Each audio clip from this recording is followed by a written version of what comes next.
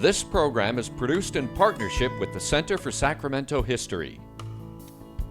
Funding provided by the Sacramento History Foundation. You will hear testimony from the gentleman that I have a great deal of admiration for in the next few days. The gentleman is from Sacramento. His name is Nathaniel Colley. Nathaniel Colley is a black lawyer. He was former general counsel of the NAACP. He was born in Alabama, came to Sacramento, opened up his law practice, and became truly one of the prominent lawyers in the United States. See, when an unknown comes before you, somebody has to go ahead of him and warn you that somebody is coming and describe it. When you come to the President of the United States, they just say, "Ladies and gentlemen, the President of the United States." A country lawyer from Sacramento comes, you need a big press release, a congressman to tell how great you are, and all the rest. Describing himself as a country lawyer, it's like we all look back on ourselves of where we came from. And for him, he's still that guy that came from Alabama. He saw himself as a small town guy, but he was playing in the big leagues. There's no question about that.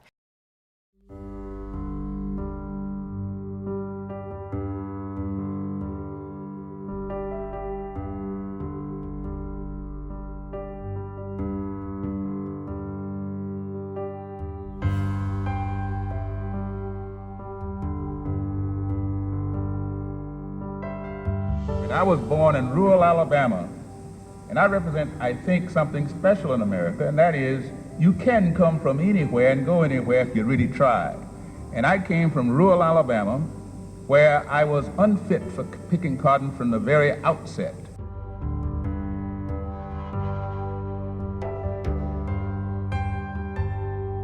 First, we're going to have to lay the facts on the line about the existence of discrimination in housing. We're going to have to educate the public to the fact that it is an existing thing which is a real problem. And the Supreme Court said that a state must use all of its resources in every reasonable manner to achieve desegregation. In some communities, a bus is the only reasonable way to achieve it. But all things being equal, I think under some circumstances, we're going to have some sort of compensatory or preferential program if we're going to close a gap which has occurred because of discrimination in the past. Nathaniel Colley stood tall with the giants of the American Civil Rights Movement. During a 43-year law career that spanned 7 California governors and 9 U.S. presidents, he played a vital role in ending the discriminatory practices of many institutions. His life's work transformed the city of Sacramento, changed the state of California, and impacted the country as a whole. Nat was a giant, there's no doubt about it. His impact was tremendous. When he walked into a room, he was the kind of person that people turned their heads and looked at. You know, he integrated the police department, he integrated the fire department, he made it easier for teachers to get jobs right here. Legally, he opened the doors and threw down a lot of the discriminatory practices that were present, not only in retail establishments, but something as just as benign as, say, going to a local swimming pool or a local skating rink. Those are the types of things that Nathaniel Colley made sure that access to those particular types of activities were available for blacks. People forget that things like police, fire, schools, housing, employment were not integrated before, Nathaniel Colley. So when you think about the second half of the century in Sacramento, I can't imagine anybody having a greater footprint on our community than Mr. Colley. Nathaniel Colley's life began nearly a century ago in the segregated South. He was born 20 miles outside of Selma, Alabama, the youngest of 6 children, raised in substandard housing by a widowed mother who recognized his unique talents early on and encouraged him to read books. And she wanted Dad to be educated because he wasn't fit for, like he said, working in the field. He was very thin and he was sickly. After graduating high school from nearby Snow Hill Institute, Nat Colley attended the Tuskegee Institute, where he met a young co-ed from California named Jerlene Jackson, who would soon become his wife and later convinced Nathaniel that her hometown of Sacramento would be a good place to live and work. As a student, he studied chemistry and was mentored by the famed scientist George Washington Carver. After graduating first in his class of 1941, Nathaniel Colley set out to become a chemist. But his experience in World War II changed the course of his life. You will never know how much trouble it gave me to lead a black company in the Solomon Islands and in the Philippine Islands and in New Guinea, and people would ask me, why are all the people in your company black? And I also recognized the segregations and the evils of it. And I determined at that time that something had to be done about this. And so I made the bold move of deciding to go to law school. Captain Nathaniel Colley returned to his home state after the war. He wanted to enter law school at the University of Alabama, but was turned away because he was black. Another door soon opened, this one in the Ivy League. And 2 years later, as the only African-American student in his class, Nathaniel Sextus Colley graduated from Yale Law School with honors. He and Jerlene then headed west to build their life together in California's capital city.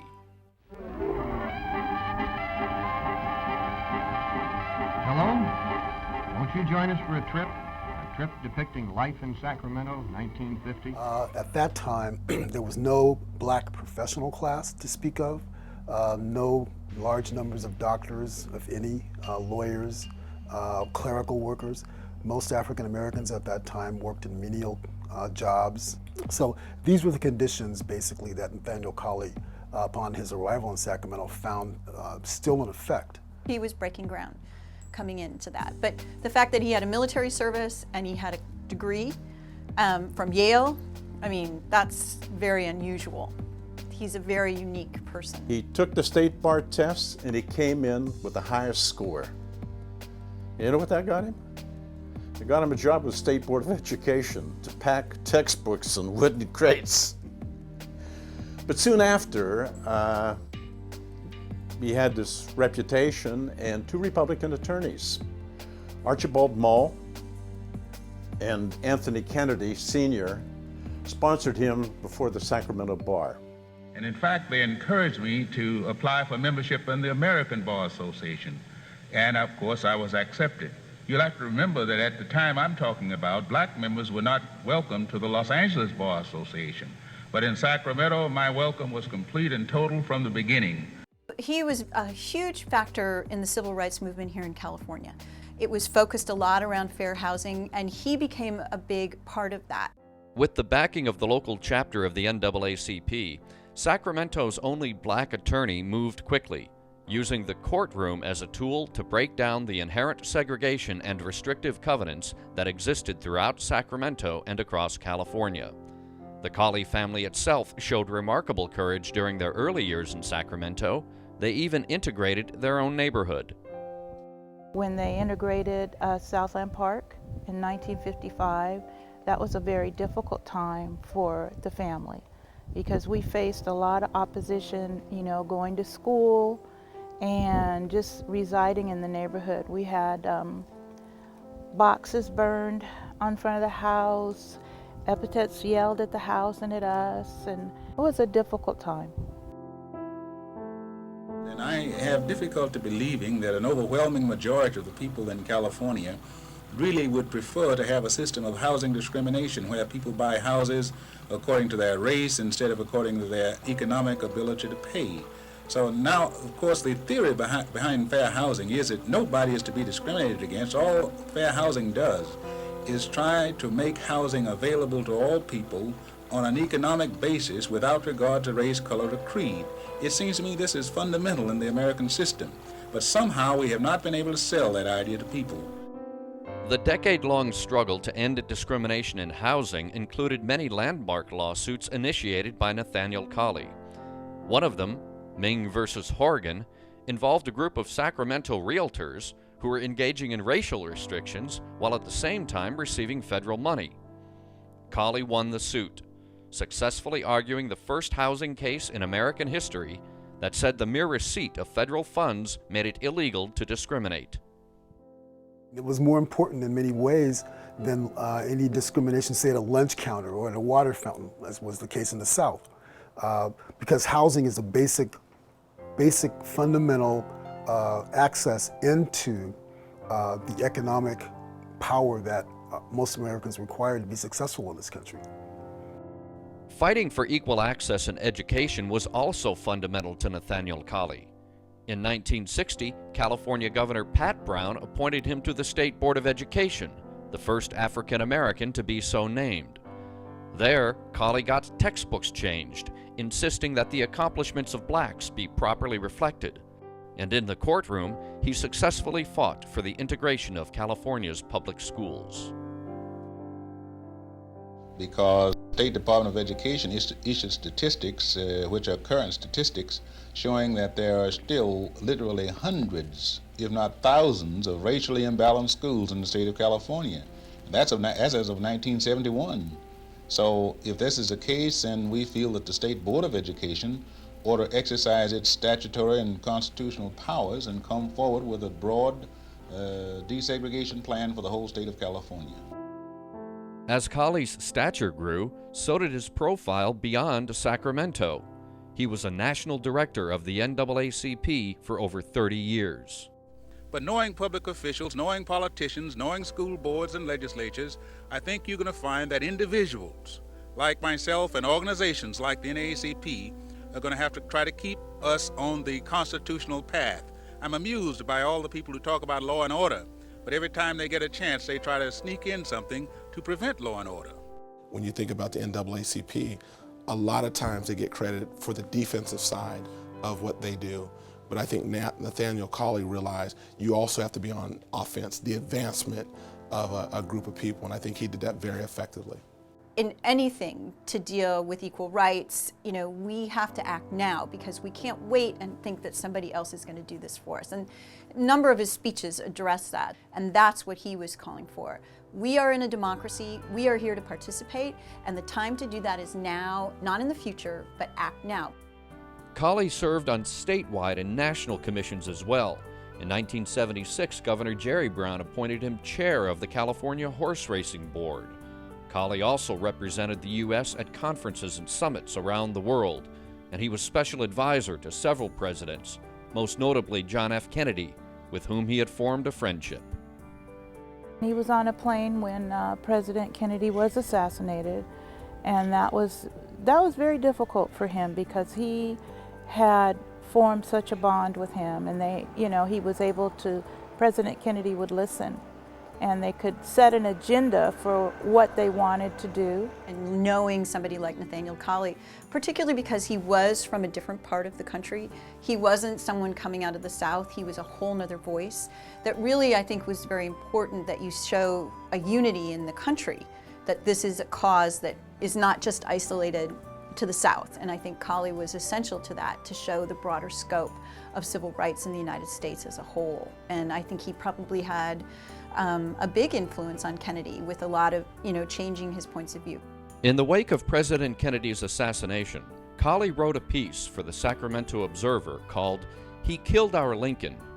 It said in part, "Whenever I heard his voice or saw him on television, a great feeling of pride surged through me, not only because my friend was speaking, but mainly because I knew his was the voice that spoke for men everywhere who yearn for freedom and human dignity without regard to race, creed, or color.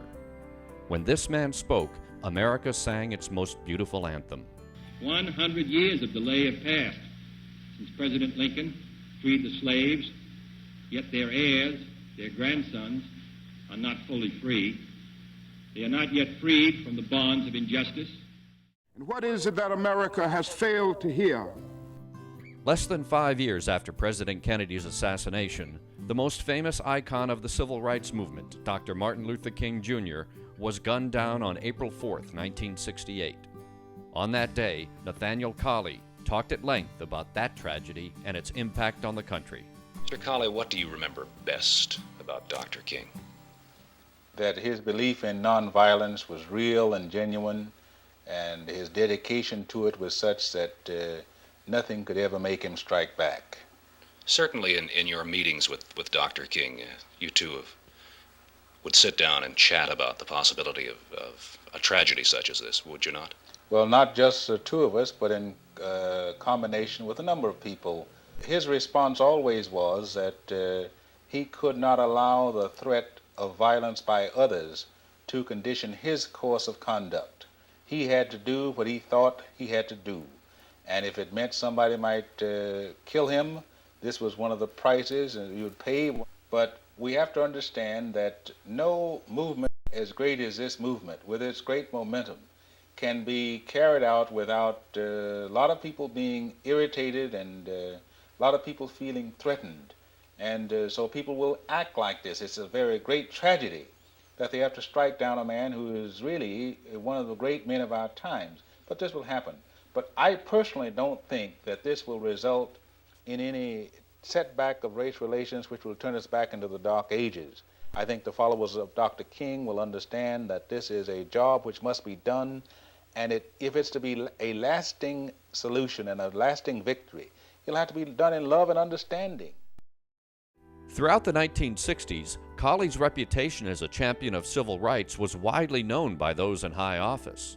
But he tended to downplay his achievements back home, often referring to himself as just a country lawyer from Sacramento. He's always going to think of himself that way. He wasn't a New Yorker or anybody like that. He was a guy that came from a small town, and Sacramento was still a small town. He had a provincial nature about him, and that's his way of doing it, and he would still want to take care of his indigenous clients. But he was one of those people who could speak two languages. You know, he could speak and hang and break bread with the community, and then he can go dine with presidents of the United States and speak the language there. So I think for all of us, he was bilingual in his own way. Nat wrote this to me, to Dan, my best friend, Nat Colley. Longtime friend and colleague Dan Visnich marveled at Colley's gift for language. The two worked together on initiatives and legislation over the years, and Visnich saw firsthand Nathaniel's ability to perfectly choose his words. He would get a pen and legal ruling paper and write something. Once in a while, I noticed he would scratch out one word or two. Now, when most people write, they're editing and re-editing. He didn't. He apparently wrote just the way he talked. And he had a wonderful vocabulary to use the right words. We march for Mr. and Mrs. Harry T. Moore, who paid for freedom in the coin of life. We march for Reverend George Lee, who died because he dared to exercise his right as American citizen. We march for Medgar Evers, who made the supreme sacrifice to cleanse his land from bigotry and discrimination. The classroom was another setting perfectly suited for Colley's talents. He taught judicial philosophy at the McGeorge School of Law for nearly 2 decades. In 1987, one of his colleagues at McGeorge, Anthony Kennedy, turned to his fellow Sacramentan when President Ronald Reagan nominated Judge Kennedy to the United States Supreme Court. And Nat was asked to go back and testify on his behalf before Joe Biden's Senate Judiciary Committee, of which he was chair. Mr. Colley, it's a distinct pleasure to have you here, and quite frankly, somewhat reassuring. You have been, if I'm not mistaken, president of or national bar. You have been a man of been deeply involved in civil rights issues all your life, and I'm anxious to hear what you have to say about this gentleman. Thank you very much, Senator Biden. It's a pleasure for me to be here also, and I can assure you that I would not be here if I didn't have reasonable cause to believe that Judge Kennedy will be an outstanding member of the Supreme Court of the United States. Judge Kennedy embraces Brown versus School Board. He has said so many times. He's never said anything to the contrary. And so far as black people in America is concerned, that decision is our Magna Carta. And he who embraces it embraces us. And I want to return a symbolic embrace of Judge Kennedy and ask you to do the same. Thank you. Thank you, Mr. Colley. Colley's testimony carried great sway and influenced many of the senators. A most fitting description of Judge Kennedy came from Mr. Nathaniel S. Colley, Sr., who described Judge Kennedy as a grown man, but also a growing man. Mr. Colley disagreed with some specific decisions, and Mr. Colley characterized Judge Kennedy as a grown man who would grow more.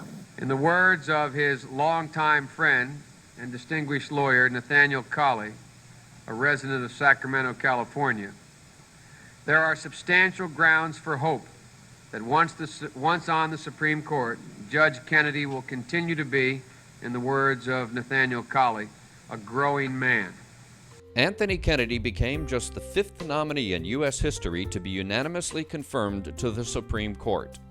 Despite his endorsement, Colley would express disappointment at some of Justice Kennedy's early decisions in civil rights cases, but the two maintained a correspondence, and the new justice later wrote to his old friend, "Dear Nat, you are more than one of the great attorneys in the history of our bar.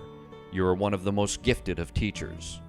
You have taught generations of attorneys and judges by an unparalleled example of decency, dedication, and passionate advocacy. It has been my great honor to know you and to have you as my teacher and friend." They were peers. They were peers, and they respected each other very much. And the law is really what brought them together. Early in 1991, Colley was diagnosed with brain cancer, and while he continued to work during his illness, the disease took his life on May 20th, 1992. His passing was noted across the country. He was a modest man, so to have lived a good life, and he always talked about good works. That was very important to him. I dearly loved him as a friend and his family, and I was always impressed with the way that he handled things. In the years since his death, the far-reaching impact of Nathaniel Colley's life's work has carried on. I think without a shadow of a doubt, and I don't think anyone would deny, that he paved the way for Sacramento to be the most diverse city in America. In 2002, the Civil Rights Project at Harvard University identified Nat Colley's adopted hometown as the most integrated and diverse city in the United States. Here's his handwritten notes, which he then later had typed up. And in 2012, the documents from Colley's life and career became a permanent part of the city's history. The papers of Nathaniel and Jerlene Colley have been donated by their family to the Center for Sacramento History. Oh, it's extremely important to us to have these papers because they represent an essential part of Sacramento history, but California history, because it does tell that story of civil rights. It places Sacramento, we are the most diverse city in the United States. Well, this is part of our diversity. And being able to tell that story is even more significant because we have his papers. Here we have a Sacramentan who's made an impact nationwide, and so for us to have a collection like this is a great honor and privilege to be able to share that with researchers. So people can come in and look through the collection and see how strategic he was in playing a role in challenging legislation as well as court cases that had an impact across the country. The center celebrated the gift of the Colley papers with a special event highlighting his impact on the civil rights movement. Colley's life is a great testament that one doesn't always need a social movement to affect profound change. You can do it in a variety of ways, like being a litigator. And the event tonight was a great event honoring Nathaniel Colley, who was a mentor to all the black judges and lawyers in this town.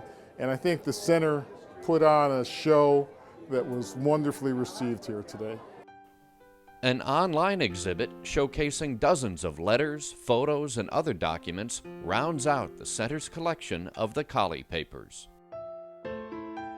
I'm very thankful for the city for believing the center would be the best place to be a depository for all of his works, his collections, his memorabilia. That elevates, I think, Sacramento's ability to just recognize and appreciate one of his very own.